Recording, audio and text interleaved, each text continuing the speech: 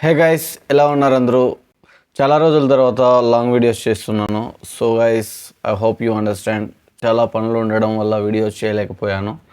But I just wanted to share with you one thing.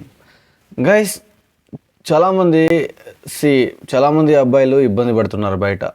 For example, నేను చాలా రోజుల నుంచి ఇన్స్టాగ్రామ్ స్టోరీస్ చూస్తున్నాను, రీల్స్ చూస్తున్నాను. ప్రతి ఒక్కరి స్టోరీస్లోనూ కానీ లేకపోతే రీల్స్లో కానీ లైక్ అబ్బాయిల్ని చంపేయడం కానీ, న్యూలీ మ్యారీడ్ అయిన అబ్బాయిల్ని చంపేయడం కానీ ఇలాంటివి జరుగుతున్నాయి అన్నమాట.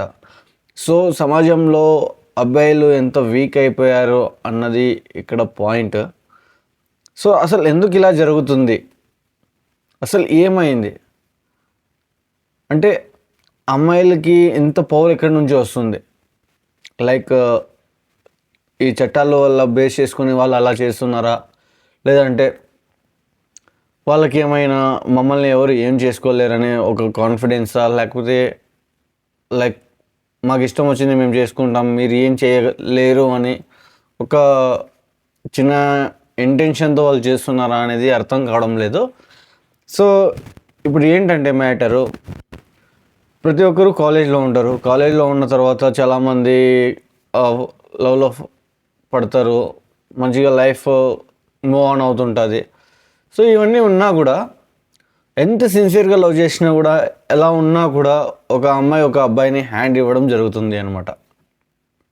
సో రీసెంట్గా నేను ఒక 5 స్నాప్ స్టోరీస్ అనేది విన్నాను అనమాట. సో ఆ 5 స్నాప్ స్టోరీస్లో ఆ స్టోరీ వింటే అసలు ఎంత బాధ వేసింది అంటే, ఫ్యూచర్లో అసలు ఏం జరగబోతుందో అనే ఒక క్యూరియాసిటీ అయితే ఉంది, కానీ నిజంగా మనం ఎలా ఉండాలనుకుంటే అలా ఉండలేం. సో అసలు ఏం జరుగుతుంది? ఈ అబ్బాయిల వీక్నెస్సా, లేకపోతే వాళ్ళు ఏమన్నా మనలో ఫైండ్ అవుట్ చేసుకొని మనతో ఆటలాడుకోవడం ట్రై చేస్తున్నారా? అసలు ఏంటి అనేది నాకైతే అర్థం కావడం లేదు. నేనేమంటున్నానంటే, గైస్, మనము ఎలా ఉండాలి అంటే, ఫస్ట్ థింగ్ మనకి ఎవరితోనూ సంబంధం లేకోకుండా ఉండాలి. అండ్ సెకండ్ థింగ్, మనం ఎంతనో మన ఫ్రెండ్స్ మనతో ఎలా ఉన్నారు అనేది ఫస్ట్ తెలుసుకోవాలి. మన ఫ్రెండ్స్ ఎంతమంది ఉన్నారనేది ఫస్ట్ తెలుసుకోవాలి. వాళ్ళని నెగ్లెక్ట్ చేసి నాకు ఒక కొత్త ప్రపంచం కావాలి, నేను లవ్ చేయాలి, నాకు ఒక అమ్మాయి ఉండాలి, నాకు అమ్మాయితో ఫ్రెండ్షిప్ చేయాలని ఉంది, ఇలాంటివి అనుకుంటే నీ లైఫ్ అక్కడ భస్మం అయిపోతుంది. చెప్తున్నా, గుర్తుపెట్టుకో. సో ఎందుకంటే మన సొసైటీని బట్టి మన క్యారెక్టర్ అనేది క్రియేట్ అవుతుంది. సో ఆ క్యారెక్టర్లో మనం ఎలా ఉండాలో, దాన్ని ఎలా బిల్డ్ చేసుకోవాలో అనేది ఇక్కడ మెయిన్ థింగ్. గుర్తుపెట్టుకోండి గైస్, ఒక అమ్మాయి మనల్ని లవ్ చేస్తుంది అంటే దాని యొక్క రిక్వైర్మెంట్స్ ఏంటి అనేది ఫస్ట్ తెలుసుకోవాలి. అసలు నన్ను లవ్ చేయడానికి గల రీజన్స్ ఏంటి, అసలు నేను పెద్ద హీరోని కాదు, అసలు నాలో లవ్ చేయడానికి గల క్వాలిటీస్ అసలు లేవు, నువ్వు ఎలా లవ్ చేస్తున్నావు అని ఫస్ట్ మనం క్వశ్చన్ చేయాలి అనమాట. అప్పుడు కనుక తన నుండి ఒక సరైన రీజన్ వచ్చింది అనుకోండి, కొద్దిగా ఆలోచించాల్సింది. అంతేగాని నాకు ఒక అమ్మాయి పడింది అనే ఎగ్జైట్మెంట్లో వెళ్ళి మీరు వెళ్తున్న మీ పాత్ని మిస్ చేసుకొని తనతో ఉండి లైఫ్ స్పెండ్ చేసి, టైం స్పెండ్ చేసి తర్వాత మీరు బాధపడడం కంటే ఫస్ట్ తెలుసుకోండి. ఫస్ట్ తెలుసుకున్న తర్వాత తనతో మూవ్ అవ్వాలా లేదా అనేది ఆలోచించండి. అండ్ సెకండ్ థింగ్, చాలామంది వీక్ అబ్బాయిలు ఉంటారనమాట. వీళ్ళు ఎలా ఉంటారంటే, ఒక తోడు లేనిదే వీళ్ళు టైంపాస్ కాదు,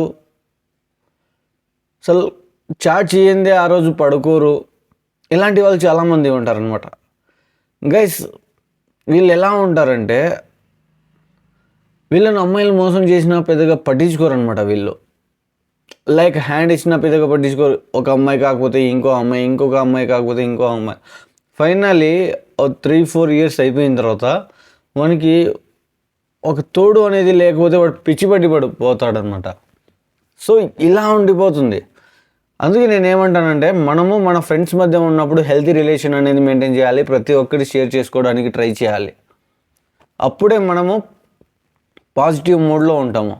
ఆ పాజిటివ్ మూడ్లో ఉన్నప్పుడు మనతో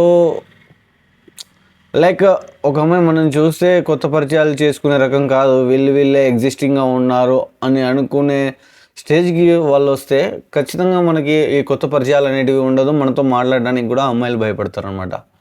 సో ఇలాంటి సిచ్యువేషన్ మనకి వస్తుందా అని మీరు ఆలోచించే లోపలే ఎంతో జాగ్రత్త పడాలి అని అంటున్నాను. సో బీ కేర్ఫుల్ గైస్, మీ ఫ్రెండ్స్తో షేర్ చేయండి.